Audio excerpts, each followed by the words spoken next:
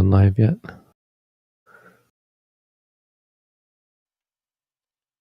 I believe you, but I don't have anything I can do to change that.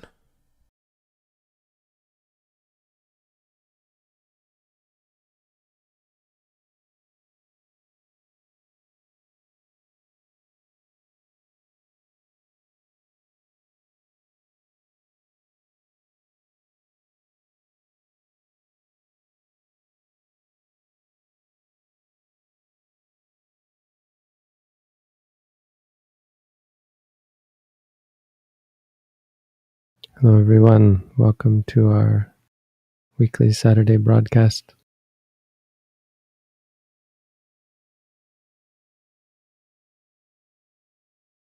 As usual, we'll start with a guided meditation.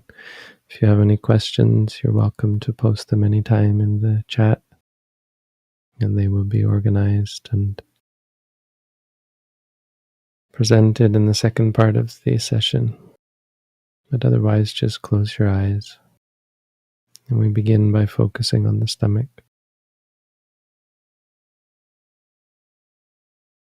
When the breath comes into the body, the stomach rises. When the breath goes out of the body, the stomach falls.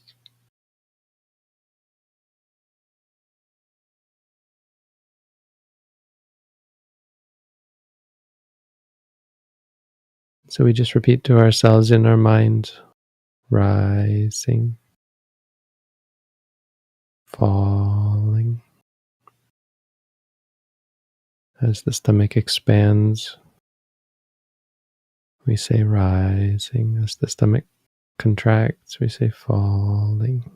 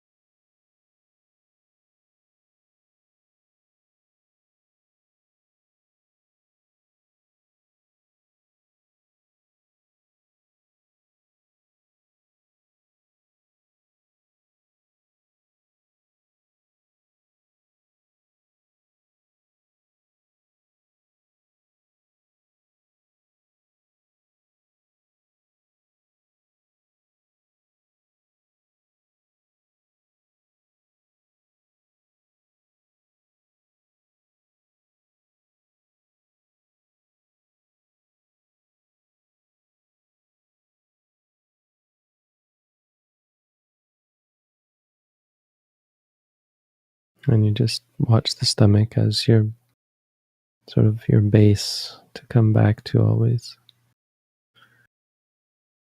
When you get distracted by something, focus on whatever it was that distracted you.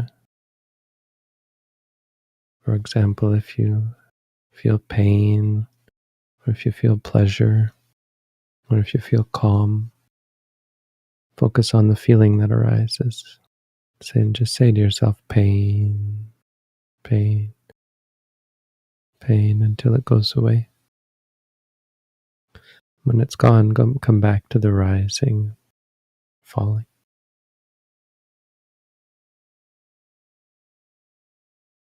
If you feel calm, say calm, calm. If you feel happy, say happy, happy, and just repeat that mantra to yourself in your mind. Patiently, just reminding yourself to stick with the experience, keep you from reacting to the experience.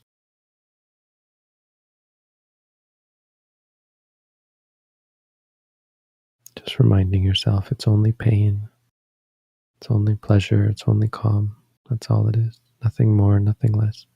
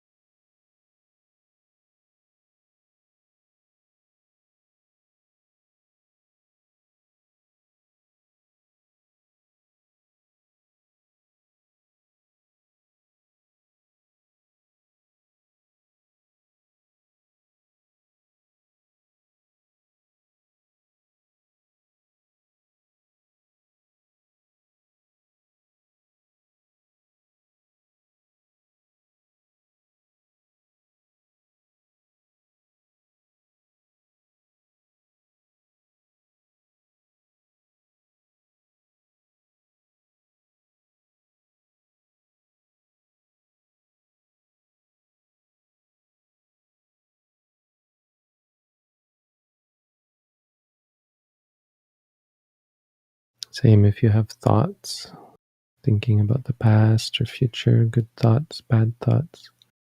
Just focus on the thought. Well, thoughts are very fleeting, but just remind yourself it's only a thought. Doesn't matter past, future, good, bad, just say thinking, thinking. And when it's gone, it should go right away. Just go back to the rising and falling. We're not trying to stop the mind from thinking. Meditation isn't about that. Mindfulness isn't about that. Just try and experience thinking as thinking. And remind yourself of that. Hey, it's just thinking.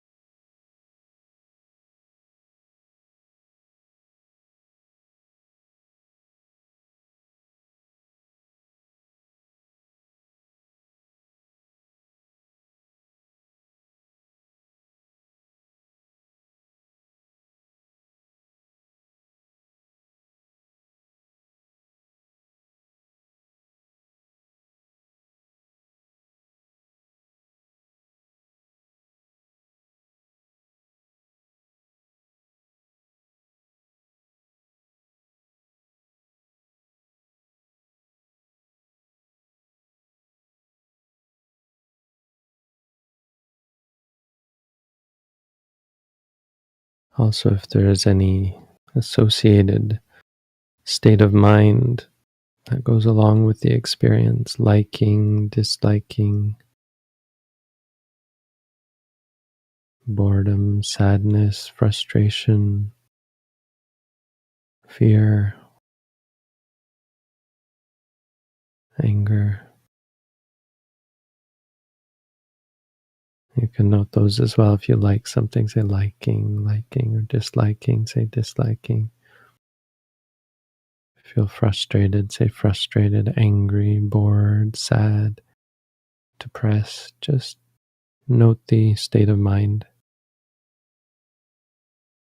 If you're drowsy or if you're restless, not enough energy or too much energy, just note drowsy, tired, restless.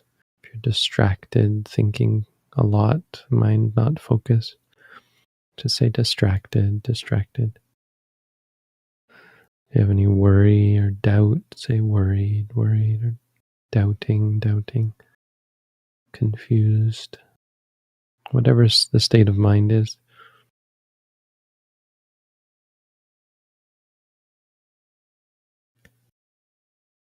Just find a name for it. And when it's gone, go back to the rising, falling.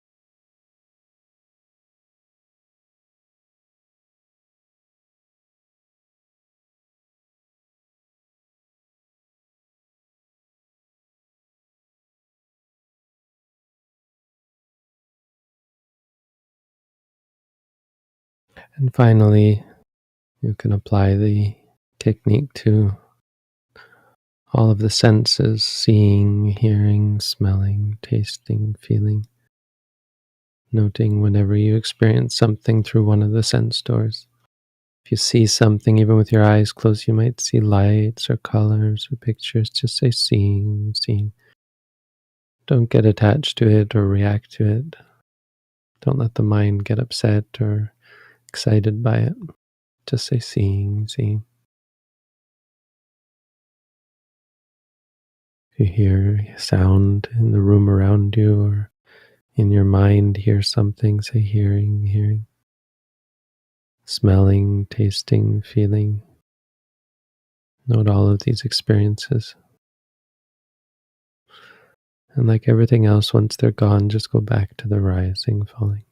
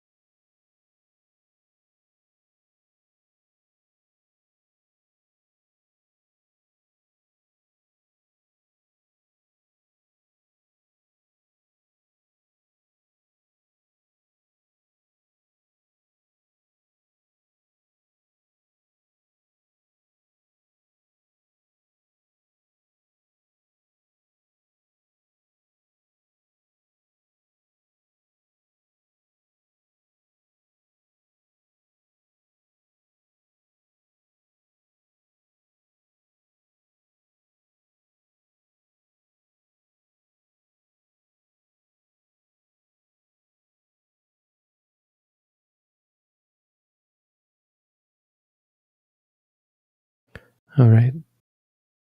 So we'll now continue, move on to the second part where we actually answer people's questions. You're welcome to continue listening mindfully. If you have questions, again, just post them in the chat. From now on, the chat will be closed to anything but questions. Thank you, Bhante. We do have questions. I feel calmer and less prone to hindrances, yet it's hard to stay with the stomach regularly. Too much going on to note whatever arises and also get through prescribed exercises. Can I ignore non-hindrances?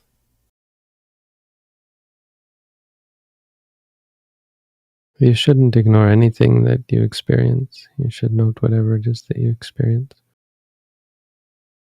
Saying that it's hard isn't really meaningful. It's an important observation, but it's something that is important to stress about the meditation mindfulness practice, that it is hard. That's not meaningful in the sense of needing some attention. It's in need of some appreciation and understanding and acceptance that mindfulness is hard. But it's not something you should be discouraged by or feel the need to fix. Because if your inclination is to make it easy, then that's the problem. Desire for it to be easy. If you have a sense that feeling calmer is somehow a good thing, you have to be mindful of that. Note when you feel calm. If you like the feeling of calm, say liking. When there's many things going on, you should note distracted, distracted.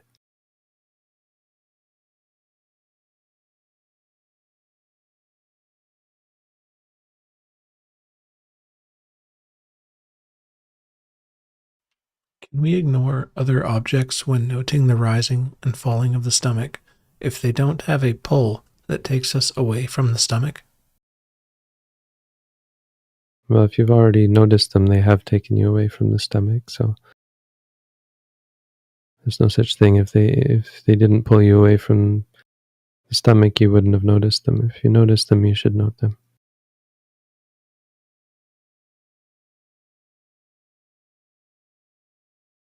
Do you have any tips for drifting away from people you know deep down are not good for you, but you're attached to?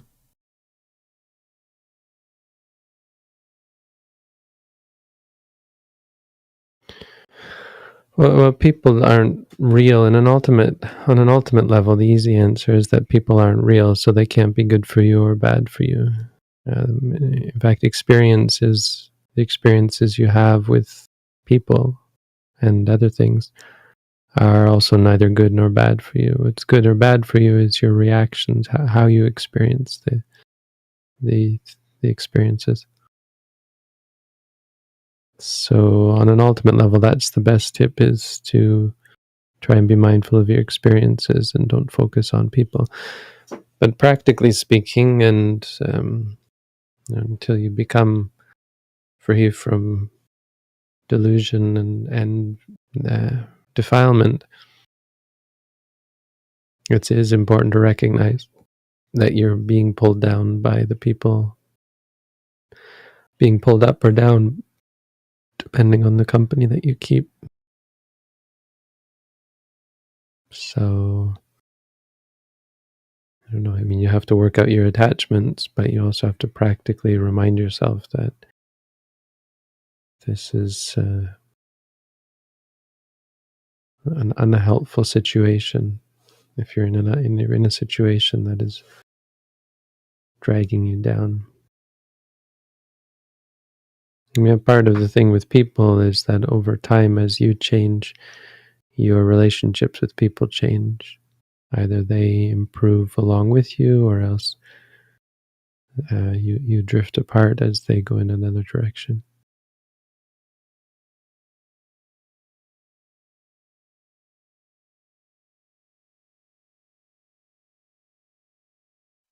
When I have wanting, I see an image in my head, and then I feel tension in the body. So I started to note seeing and tension, never wanting anymore. Shall I note wanting instead?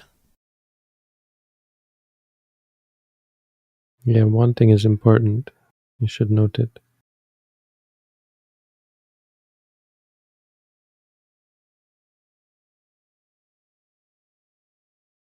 When I play a song in my head, for example, shall I note thinking or hearing? What about when I imagine something? Shall I note thinking or seeing? Hearing and seeing. If you hear something in your mind, that's hearing. If you see something in your mind, that's seeing.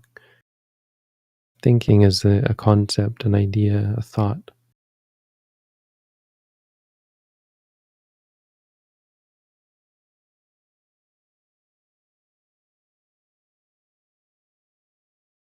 Is it valuable to meditate while extended fasting? Is it like physical exercise, where you need food energy in order to bring positive benefits? Yes, fasting is not recommended in mindfulness practice.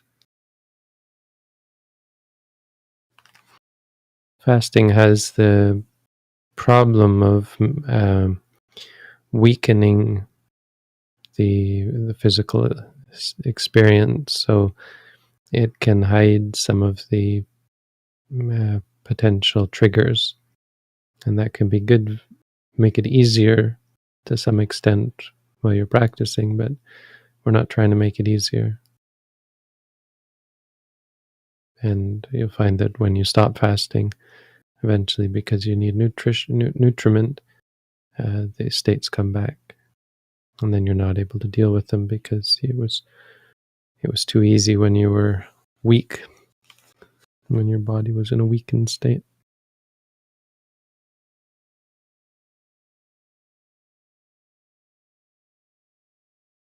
When I meditate, the experience is mostly pleasant.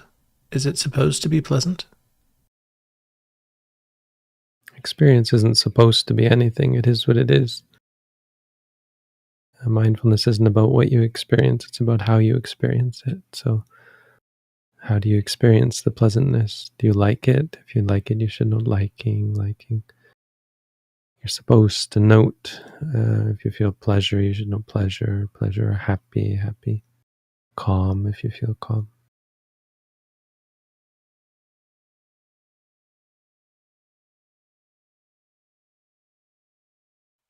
Can you tell me what all beings are heir to their karma means?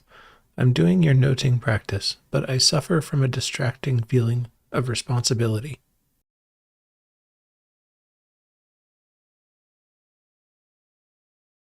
All beings are heir to their karma means your experience changes based on the actions you perform, based on the actions in general you perform, and importantly, based on the ethically charged actions you perform. So if you decide to move to a different country or a different city, that of course changes your experience, but not in a meaningful way, in the same way if you decide to hurt someone, if you're malicious, or if you become attracted to someone, or so on.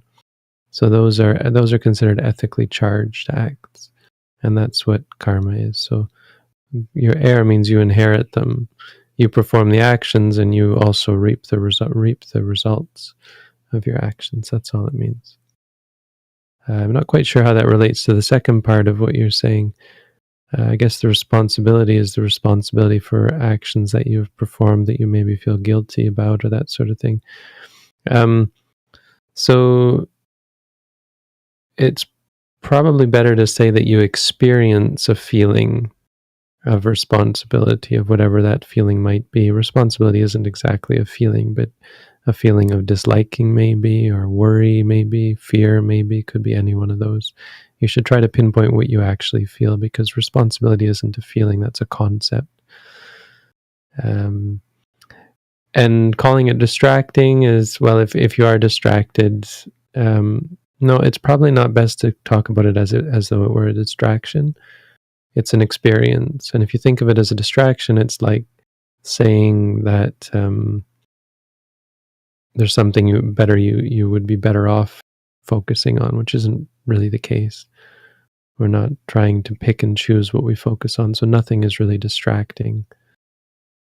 You can be distracted when you're not focused on any one thing, but when you experience a feeling, you should note that feeling. That isn't a distraction, it's an experience that should be noted. And you don't suffer from it. So again, that's usually saying that as a judgment call, and you should note if you dislike the fact that that experience arises, or you worry about it, or so on.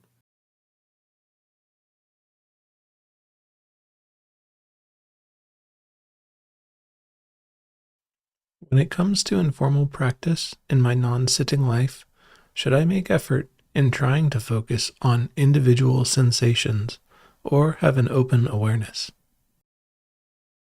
I don't think really either of those properly describes what you should be doing. What you should be doing is noting what you experience.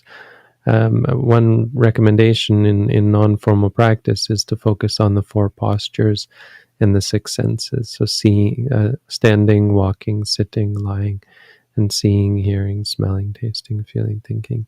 Those are a good base, but really you should note everything you experience whenever you can.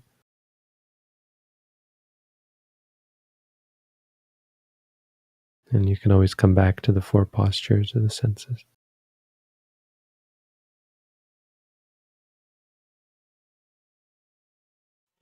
If I watch a sensation, like a thought, until it appears to fall away, and upon returning to the breath, it immediately comes back, is that a sign I didn't stay with it long enough?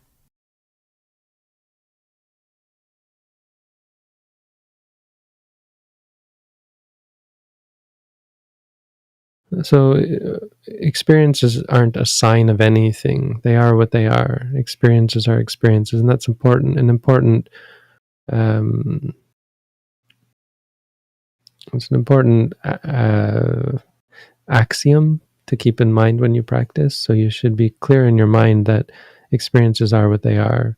And when you find yourself thinking, making associations, because what you're doing here is you're extrapolating on something. So you've experienced something that you recognize as having being similar to an experience you had or the same as an experience you had previously, and you take that to mean something. So meaning making is not a part of mindfulness practice. It's something you should note. If you're wondering, you should say wondering. If you're thinking, thinking. But if a thought that arose before comes again, the meaning behind it is the thought has arisen. That's all the meaning that we're looking for. And when the thought has arisen, you say thinking. We're not even concerned with the fact that it arose before. One thing you can recognize is that it's not under your control. You don't have this power. Asking this question is kind of a sign of a lack of understanding. It's not a criticism, but this is an important part of the practice, is gaining this understanding, because it's kind of a lack of understanding of impermanent suffering and non-self. Because you think, well, hey, I noted it. Why didn't it come back? Why didn't it stop? Why did it come back again? And that question comes from a place of thinking that you have some power over it, that somehow you saying thinking was going to somehow get rid of it. And watching it come again and again, no matter what you do, no matter how many times you note it, helps you to change your perspective and see that things are truly not self. It's actually has nothing to do with you per se. They arise based on causes and conditions that are often hard to predict or hard to work out as to why they're arising again and again. It helps you to see that they're actually impermanent suffering and non-self.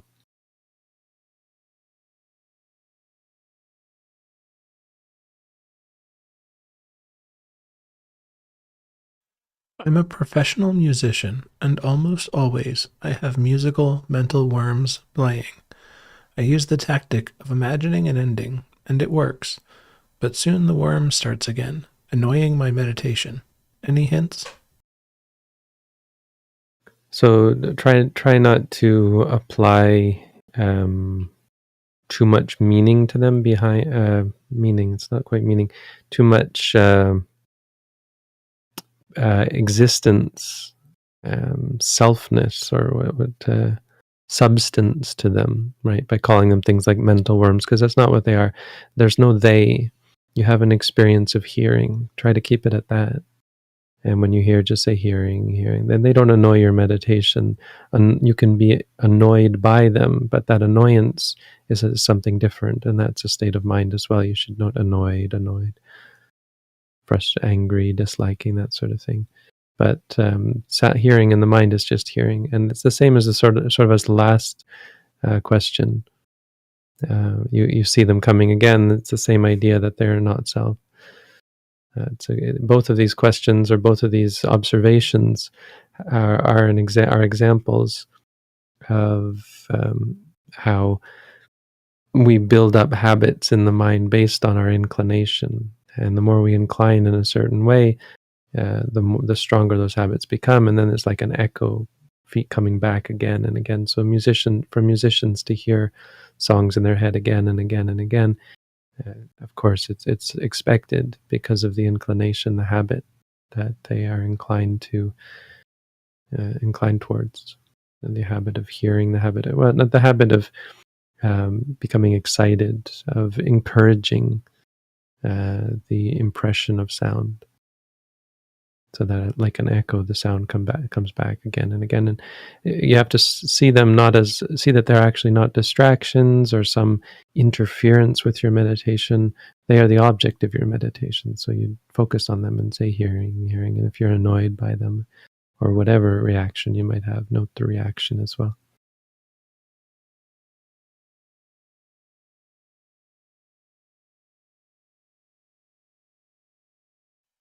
Sometimes when meditating, I don't know how to note a certain sensation or a feeling, and I find myself trying to come up with a word to label it. Should I say something like confusing?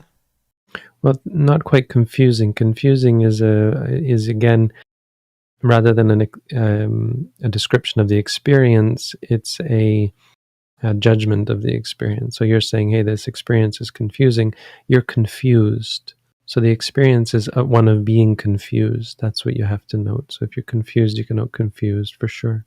But try to see the difference between that and confusing, because the experience isn't confusing. You're confused by the experience.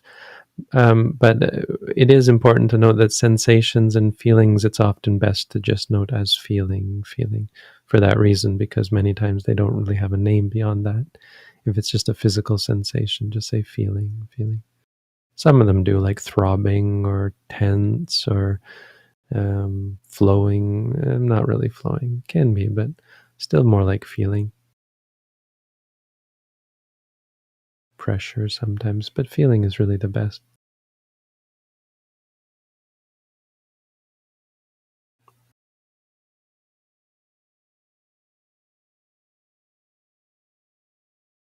Every Saturday, practicing meditation with you and the group, I find it more mindful than when I meditate alone every day.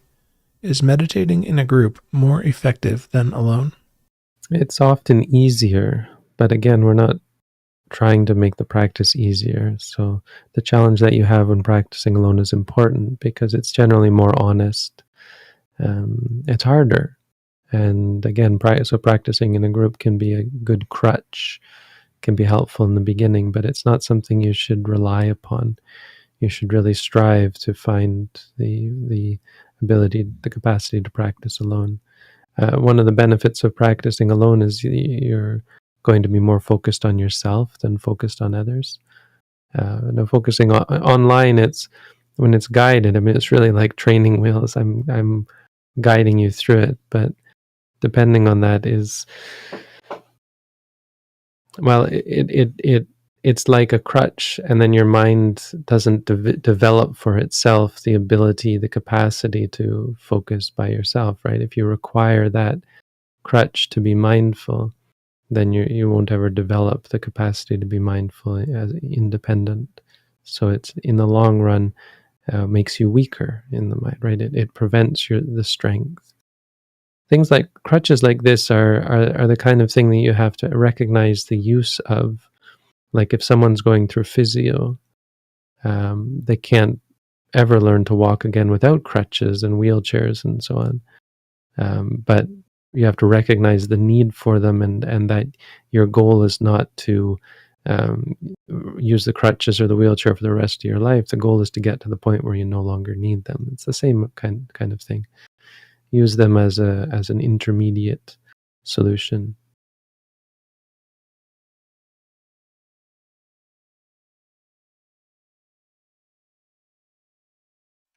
I sometimes experience health anxiety, and I scan and check my body.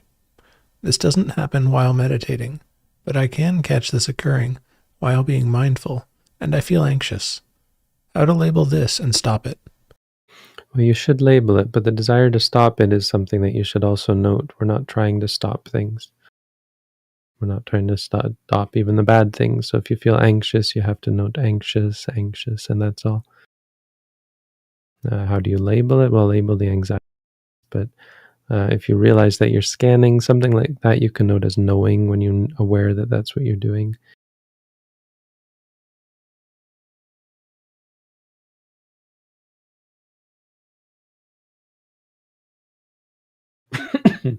How do you begin to let go of addiction? You practice Buddhism. If you're interested, you can read our booklet on how to meditate. If you want, you can sign up for an at-home meditation course. So it's all totally free. I'm not looking to get anything in return. So go ahead and check that out. Check out our website and see what you think. That's a basic answer to the basic question. Addiction is really it's the bread and butter of Buddhism. Is that the proper expression? It's the basis of Buddhism.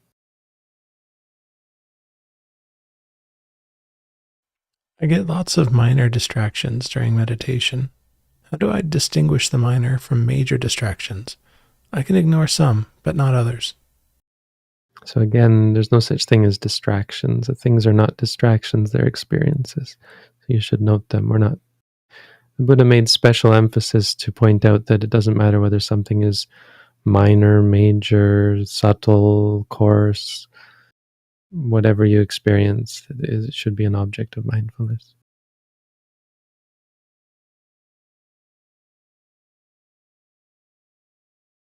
If you get lots of experiences at once and your mind jumps from one experience to another, that's when you might note distracted or overwhelmed if you feel overwhelmed.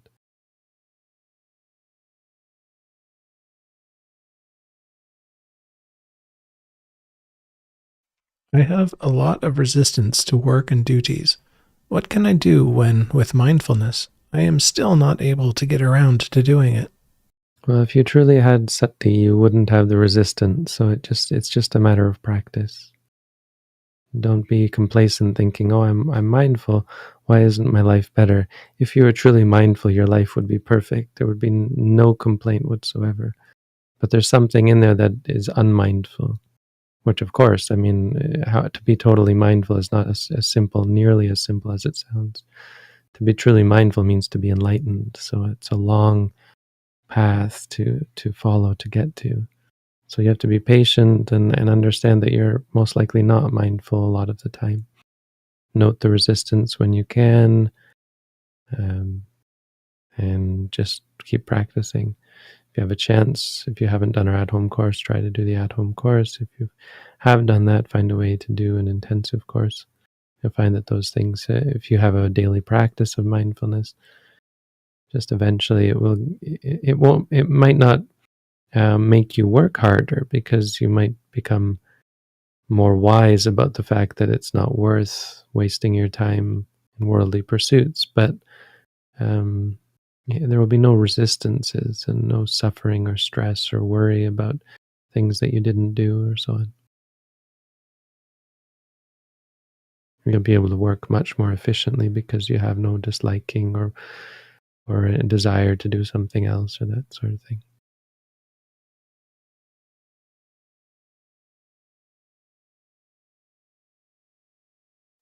I often get stuck finding a word to describe what I feel, and it is distracting.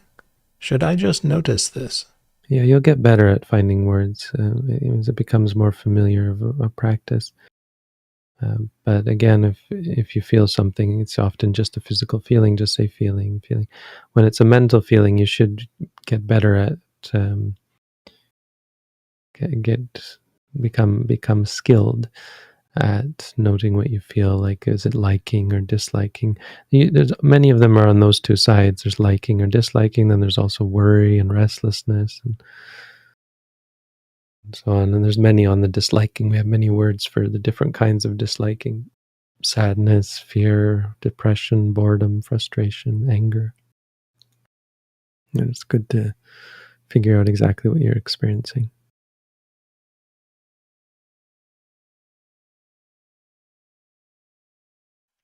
Begin walking meditation by remembering walking, but after a while, the mind focuses on the sensation of the sole of the foot.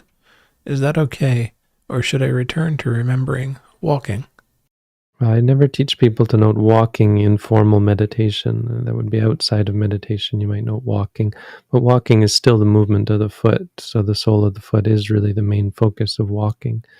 When you walk mainly with the foot. I mean, there's also the leg, but better to focus on the foot. It's your locus of your focus of attention. But I don't know if you've read our booklet. Our booklet has an instruction on walking meditation where you focus on the right foot moving as you step being right, and then the left foot moving, step being left, and so on.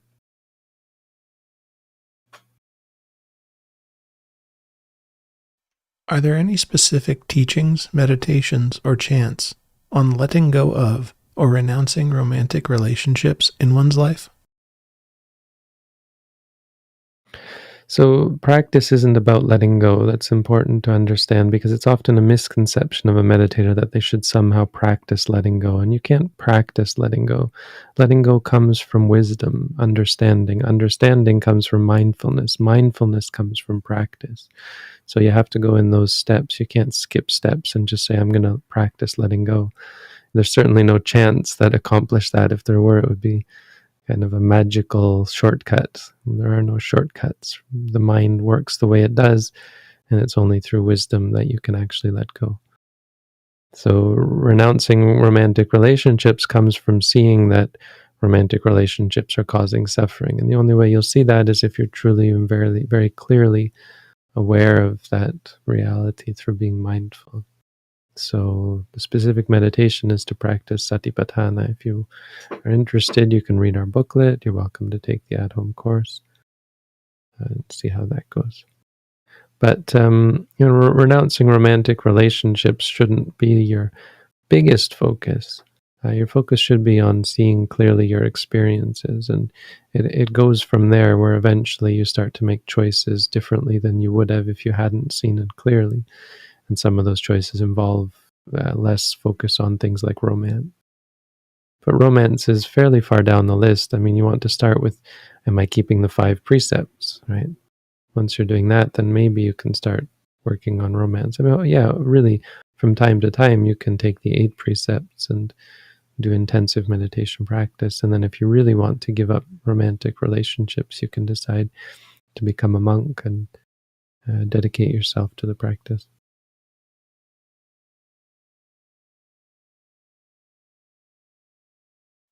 Since I've begun to practice Vipassana, I don't feel good in daily experiences with people. I only feel comfortable when I meditate. Is this normal?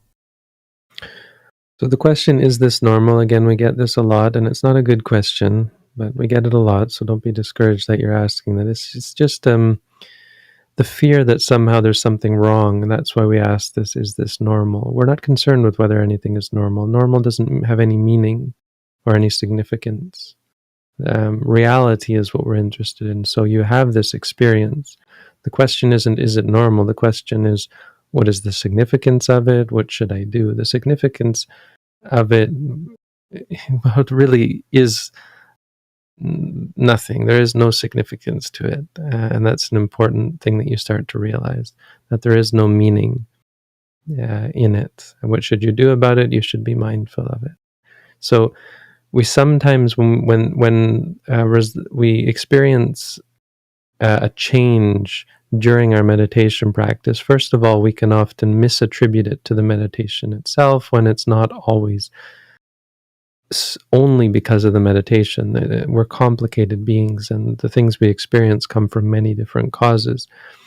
And further, we get the idea that this is the linear progression, that it's going to be more and more like this as we practice. And that can actually be self-perpetuating, because as you feel like that, you fall deeper and deeper into the same rut instead of being mindful of it. So the answer to what you're experiencing, the advice to give, is to note those experiences, to not see any significance in them, not be concerned about them or worried about them or afraid of them, or worried that it's a sign that you're doing something wrong. It's not about what we experience, it's about how we experience it. So how do you experience this? When you don't feel good, what you're probably describing is a feeling bad. And be clear about that, because don't feel good isn't a description of what you're experiencing. It's a description of what you're not experiencing. It can be a sign that you don't like what you experience. It can be a sign that you are craving a different experience, wanting a different experience that you would label as good, right? Feeling comfortable when you meditate is a sign that there's liking arising when you meditate, perhaps, or a wanting for that experience when you don't have it. And all of those things you should be mindful of. Try not to fall into the narrative, like be careful with things like "since I've begun to practice," because it describes a narrative of some linear progression, and that's not how reality works. Reality is unpredictable. And try and see that it's not linear, that it's just that right now, maybe, or recently, there's been a pattern like this, but well, patterns come and go and they change, and you should just note the experiences. Don't be concern yourself with patterns. Note the good, note the bad, note the liking, the disliking, and so on.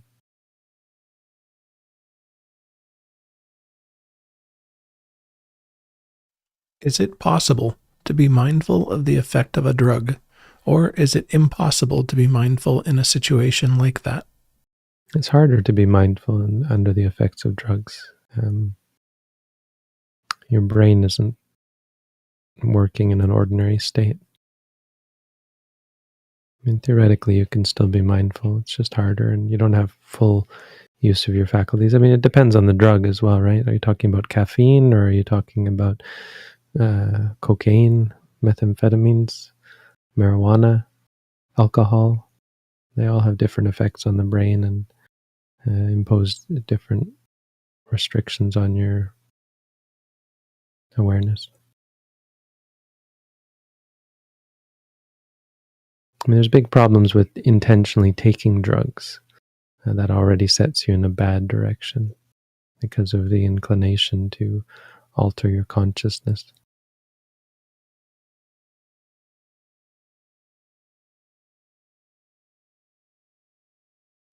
Are there any alternative forms of meditation, including mindfulness, that have the ability to improve digestion issues?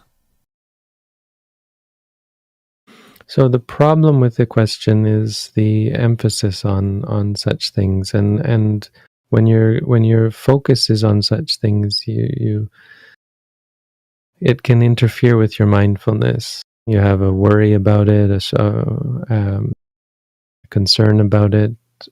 So no, I would say whatever work you do to improve your digestion, just be careful that you're also mindful as you do it.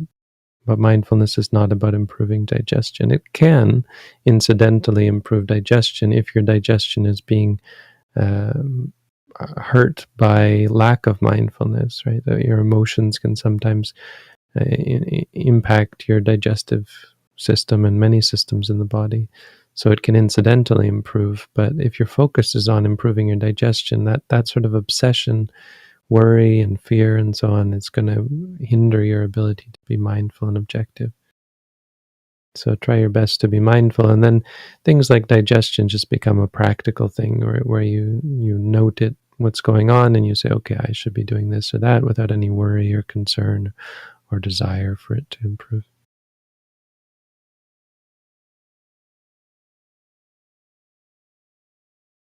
I'm new to Buddhism. Where should I start? I feel overwhelmed with all the different teachings and terminology. Well, we do have a study group every Saturday morning where you can listen and join in the reading of the Buddha's teachings and ask questions and discuss things. So that's something I would recommend over and above the meditation practice. But ultimately, where you should start is at meditation. If you're interested, you can read our booklet, do the at-home course. Maybe you're interested in signing up for an intensive course. Later this year, we're going to be moving to a new location probably, and we'll be opening it up to in-person meditation courses again. Stoicism calls a person sage. Is this the same as an enlightened person in the Buddha's teaching? I don't have any comment on Stoicism. I don't know enough about it to comment. I would say anything outside of Buddhism isn't really seen as being comparable. If it's not Buddhism, the question is, why isn't it Buddhism? What's wrong with it that it's not Buddhism? So if you talk about something else, I think the default answer is no, it's not Buddhism, so therefore there's something wrong with it. Could another thing equal to Buddhism arise elsewhere? It's not considered possible. I guess being political, I would say highly unlikely at the very least, but technically considered impossible. Any advice if parents discourage one from practicing meditation and want a person to follow their religion without examination? Yeah, I can't exactly say get new parents, right? Well, I don't listen to people when they discourage you from practicing meditation. I mean, ultimately, just don't listen to them. They can't stop you from being mindful, right? They can make it hard, certainly, but I would say that's something you have to just be patient with. I had a story of I've had various stories, but the one that's most memorable to me is of this one meditator who was living in a home with a family for some reason, and not her own family, and they wouldn't let her practice Buddhism. And so she did meditation as best she could in private, and I mentioned for her to do some chanting, and she had a Buddha image set up, and she was doing chanting to wish for good things for herself and others, and recollecting the Buddha. And the idea behind that was this sort of this vibes, this the it's not magic, but it's kind of like her psychological state was recollecting the Buddha, the Dhamma, and the Sangha. And so there's a dissonance between her and the people she was staying with. And so that dissonance has to be solved either by them changing. Hopefully she's not going to change back, but either that or by her just being unable to live there, and the universe kind of casting them apart. And that's what happened is they found her Buddha image and told her she had to throw it out. They wanted her to destroy it or get rid of it because they thought it was demonic or something. And so she put it in the barn or something, and she found someone to get rid of it for her, to take it away for her, because she didn't want to destroy it. And we were conversing in email, I think, at the time. And she told me this, that when these people came, she knew these people were Buddhist, and she asked them if they would take this Buddha image because she wasn't allowed to have it. When they arrived, she talked to them while they were standing there when she got the Buddha image for them. And she told them her situation, and they offered her a place to stay, and immediately she left and found a new place to live, and they helped her get a job and so on. So her life changed, really, at least in part, based on both her practice and her chanting as well. So be patient and steadfast, and the universe will change. Nobody escapes their karma, good and bad. So if you continuously do good things, incline your mind in the right direction, the universe will change.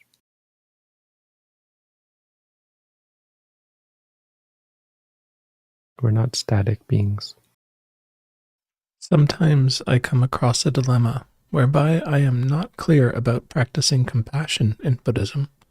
I find this hard as my feelings are numb since meditating, and I don't want to look like I don't care. Well, it's not really a question, but I get that there's some issues here.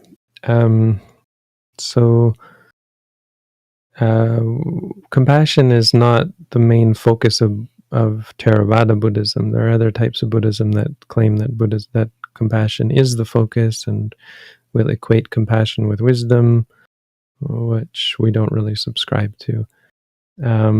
Finding something hard, if I can just dissect what you're saying to point out some of the issues, finding something hard is usually a sign of aversion to it, or worry about it, or fear about it, or stress about it, and you should note those feelings. Because finding something hard isn't a problem with the thing, it's a problem with your reaction to it, and that's what you should be mindful of and vigilant about. Feelings being numb is really just a judgment. You can feel, I don't know what the feeling of numb would actually be. You might feel calm, you might feel neutral, you might feel a desire to feel something and you're not feeling something, and that worries you and so on, which is just a judgment, and that's not the feeling itself, that's your judgment of it. I don't want to look like I care is actually saying that you dislike the fact that you don't care, or you're worried about looking like you don't care. So these statements like I don't want to isn't really describing what you feel. You have to reverse it and ask yourself, well, what do I want? Do I have some wanting for something else, or do I have a disliking? It's just a problem with the English language. We say I don't want, but what we're actually experiencing is a disliking or a wanting of something else. And another thing about this statement is it kind of implies the view that you should care, right? The implication is that someone who doesn't care has something wrong with them, and that's not true. Caring is a problem. You shouldn't actually care about anything, and that kind of is a surprise, I think, and it's a hard sort of thing to appreciate because we're so indoctrinated with the idea that you should care about others, and you really shouldn't. You should be caring. Maybe that's not the right word still. You should be thoughtful. You should be considerate. You should be kind. You should be compassionate. You should be helpful. And you should be good. You should do good things for yourself and others. But none of that requires you to actually care. Caring is kind of inexact. Caring is usually an implication of a disliking when something bad happens to someone else, and disliking is never good. So you feel sad when something happens, right? Like take the war in the Ukraine. It's a horrible situation. It's just war is, as soon as that you hear about a war, you just know immediately there's going to be just the worst kind of suffering in the world. But you shouldn't care about any of that. You should be thoughtful and considerate and ask yourself, what can I do? What should I do in response to this? I hear about a war in Ukraine. There are many things you can do, and none of them require caring. They just require thoughtfulness, compassion, consideration, all of the good side of humanity. And it's a real good opportunity for us to counteract some of the horrors of war, like just evil, not just suffering, but the evil involved that leads to so much suffering. It's just war brings out the worst in people. Let's try and bring out the best in people as a means of combating it. That's what we should always do, because we're never going to make the world a perfect place to live. That's clearly not going to happen, not in the near future anyway. So we have to understand life as being a battle between good and evil, as cliche as that might sound. And rather than trying to win the war, we have to resign ourselves to be on the side of good, constantly a force of good. And that doesn't mean beating back evil people. It means quenching the fires, putting out fires on both sides. It's not saying that sides are equal or trying to take sides or not take sides. It's recognizing evil wherever it exists and doing our best to combat it with good, with kindness, with compassion, with consideration and understanding and compassion.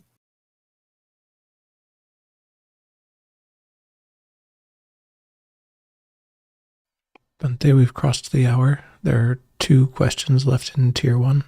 Do you have time to answer? Go ahead.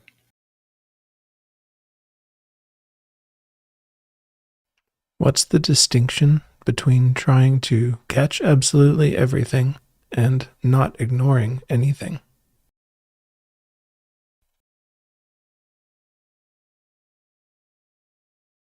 Well, trying to catch absolutely anything implies some sort of seeking out things. There's no need for trying to do anything, because experiences occur. When experiences occur, you should note them. If there's many different experiences occurring, that's a sign that the mind is distracted, and you should note distracted. But you don't have to do anything to try. I mean, it's not like seeking out where the experiences might be. Is that an experience? No, the experiences arise. No, they come by themselves. You don't have to try anything.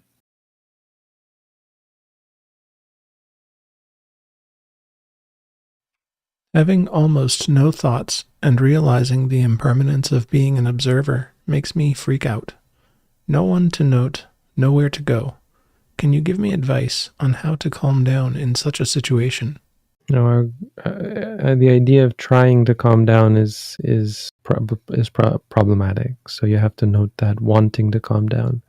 We don't give advice on how to calm down. We give advice on how to be mindful of things like freaking out. So if you're stressed, note stressed. When you want to be calm, that's an error. It's a misconception of meditators that somehow the meditation is going to calm you down. Inevitably, you will become more of a calm person and you will calm down, but it's not that you can forcibly calm your mind by any means. The way to calm down truly is to stop wanting to calm down, stop being upset by the stress and the suffering. So you have to note when you're freaked out, worried, afraid, etc.